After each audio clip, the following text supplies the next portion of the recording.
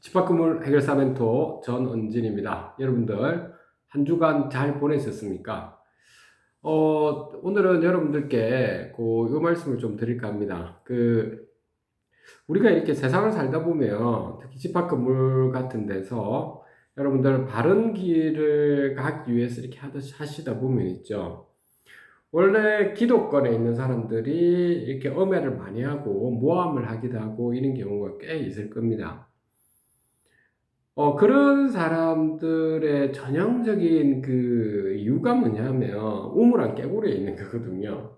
그래가지고 마치 그 건물에서 본인이 뭐가 되는 양 이렇게 한다. 실질적으로 그런데 또 실질적인 자산 가치를 높이는 건 아니고 그런 거는 좀 잘 모르고 있고 건물에 대한 하드웨어 측면, 소프트웨어 측면, 법리적 측면 이런 거는 잘 모르는데 다만 본인들은 그 껍데기 있죠. 왜? 내가 과거에 뭐네 이렇게 하면서 이게 집합 건물에서 하는 분들이 꽤 있거든요. 여러분들이 한번 주변에 한번 둘러보십시오. 그리고 가스라이팅을 시킨다든지 뭐 이런 분들이 꽤 있습니다. 그래서 제가 왜 이런 말씀을 예전에도 이렇게 말씀을 좀 드렸는데 왜 이런 말씀을 다시 한번 더 드리고 싶으냐면 여러분들의 자산 가치를 높이는데 중요한 것이 뭐냐면 좀 솔직하면서도 그러면서도 일 처리하는 것은 모든 것을 투명하게 공개하는 거. 그 공개하는 거, 밴드를 통해 가지고 모든 것들을 공개하는 거. 그러면서 소유주 입점주분들한테 불편함이 없도록 하는 거. 그 과정에서 여러분들 예를 들면은 총유물인 경우들이 있죠. 복도부터 해서 승강기라든지 주차시설이라든지 이런 총유물에 대해서는 모두가 사용할 수 있는 권리를 가지고 있기 때문에 그런 것을 특정한 몇몇의 호실 소유자분들이 지분권이라는 행사를 하는 것은 총유물에서는 말이 안 된다 했죠. 그런 것들. 그리고 관리인과 관리위원들이 존재하는 이유는 소유자 입점주분들이 존재하는 거고 관리업체 직원들을 감시 통제하는 거고 그렇다고 해서 관리업체 직원들께서 뭐 여러분들 갑질을 했으면 절대 안 되고 복리후생도 할 거는 해드려야 되고 그러니까 관리업체 직원분들은 자기 복무에 충실하시면 되죠. 관리소장님이 하셔야 될 거, 시설팀, 보안팀, 미화팀 이렇게 각자 역할에 맡아서 충실히 해나가면 아무런 문제가 없죠. 그죠? 여러분들이 왜 그런데 우리가 지금 이런 집합 건물에서 계속 이런 문제가 발생하느냐라고 하면 그 기독권에 있는 분들이 그런 걸 좀 모르는 것 같아요. 본인이 무엇을 해야 되고 무엇을 하지 말아야 되고 소유주 입점주분들이 무엇을 원하고 있는지 관리비는 점점 줄어들게는 해야 되는 상황이기 때문에 그러면서 직원분들에 대한 복리 우선을 높일 수 있는 방안은 얼마든지 있는데도 불구하고 그런 것을 하지 않고 막무가내식으로 이렇게 추진을 하는 거죠. 뭐 그러다 보니 이게 건물 자체에 대한 하드웨어나 소프트웨어가 상당히 문제가 발생하는 것 같습니다. 다들 보니까 그리고 하드웨어적인 시스템들 예를 들어서 저 같은 경우도 공대 출신이다 보니까 건물에 대한 웬만한 하드웨어 시스템들은 이게 살펴보면 다 이게 보이는데 자, 그런데 이게 하드웨어를 제대로 아시는 분들이 있죠. 더욱더 투명하고 공개적이고 이렇게 체계화시키고 해야 되는데 있죠. 그런 분들이 자기 이익을 위해서 어? 공개 입찰할 때 어떤 업체를 갖다가 자기와 관련된 사람들을 업체를 데려온다든지 이러면 좀 문제가 생기는 거죠. 그래서 그런 곳이 많죠. 관리업체부터 뭐 관리 용역 업체들 각종 뭐 그럴 필요가 어디 있습니까? 관리업체가 제대로 하고 있다면 그냥 쭉 가면 되는 거고 직원들도 그렇고 마찬가지지 않습니까? 위원님들이나 관리인 분들이 있죠. 왜 우리나라에 전반적으로 불신이 많으냐? 그 이유는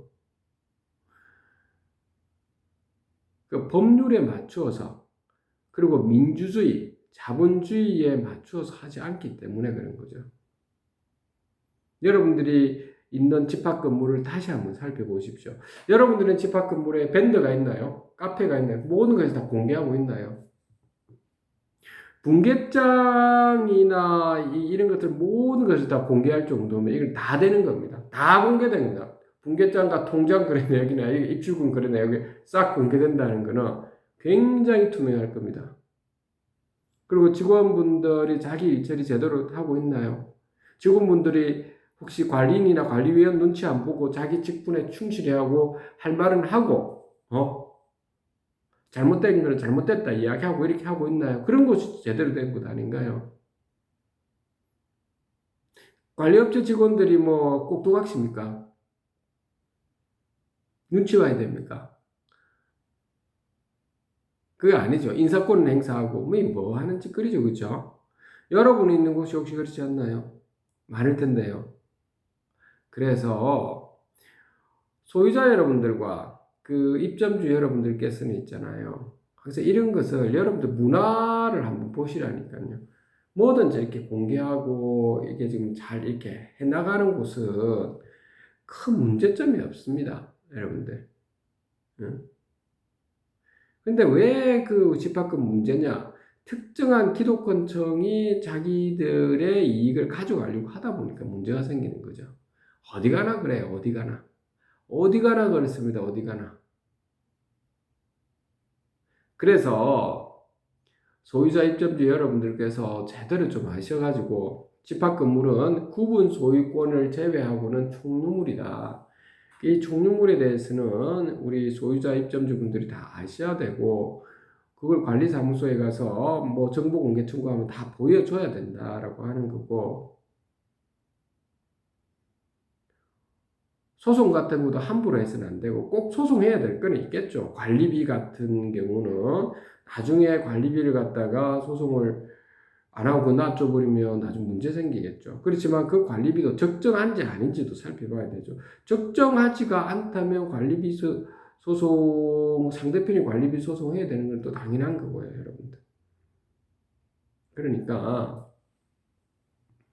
뭐든지 우리 관리비 같은 경우는 이렇게 절차에 맞추어서 해나가더라도 계속 줄이 들면서 자산 가치를 높일 수 있는 방안을 늘 마련해야 되고 관리인과 관리위원회라고 하는 이 존재는 항상 열려있는 자세로 지금 가야 되죠.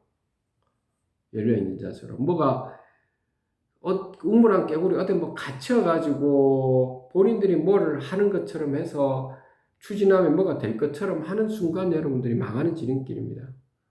제대로 알지도 못하면서 그렇게 또 하죠. 소송도 마찬가지고요. 모르시다 보니까 그냥 소송을 막무가내 하거든요. 그러니까 예를 들면 돈이 안 드는 경우는 상관없는데 돈이 들어가는 민사소송 같은 경우는 돈이 많이 들어가잖아요. 변호사 선임하고 또 승소하느냐 패소하느냐에 따라 가지고 패소하게 되면 비용이 또 엄청나지 않습니까? 응? 승소한 사람들 비용까지도 다 물려줘야 되기 때문에 자 그런 것들 그러니까 여러분들 이게 아시다시피 저는 그 여러분들은 꼭 제가 이렇게 늘 이렇게 말씀드리는 건데 구슬이 스말이라도 깨어야 보배라고 여러분들의 실무적인 부분 제대로도 좀 아셔야 되지만 조금 더 여러분들이 좀 마음의 여유를 가지시고 꼼꼼히 한번 살펴보셔가지고 잘못된 거 있으면 밴드나 아닌 거 만드셔서 소유자분들이나 입점주분들과 함께 그렇게 모든 것을 공개할 수 있도록 관리단을 새롭게 만들어서 진행하시면 그러면 아무런 문제 없이 집합 건물이 우리나라 집합 건물 많이 좋아질 거라고요. 아셨죠? 제가 늘 강조드리는 겁니다. 우리나라 집합 건물의 그 관리 효율성을 위해 가지고도 국토부에서 이제 그 아파트처럼 체계를 좀 잡아가서 모든 관리비부터 해서 정보 공개하고 관리인과 관리위원회는 법적 근거에 따라 가지고 그 이유에 따라 가지고 자기 해야 될 직분에 충실하고 거기에 따른 직분에 충실하지 못했을 때에 대한 책임을 반드시 묻도록 해가지고 그렇게 나간다면 우리 집합 건물이 좀 더 효율과 효과, 다시 말해서 이 자산 가치가 굉장히 높아질 것 같습니다. 그래서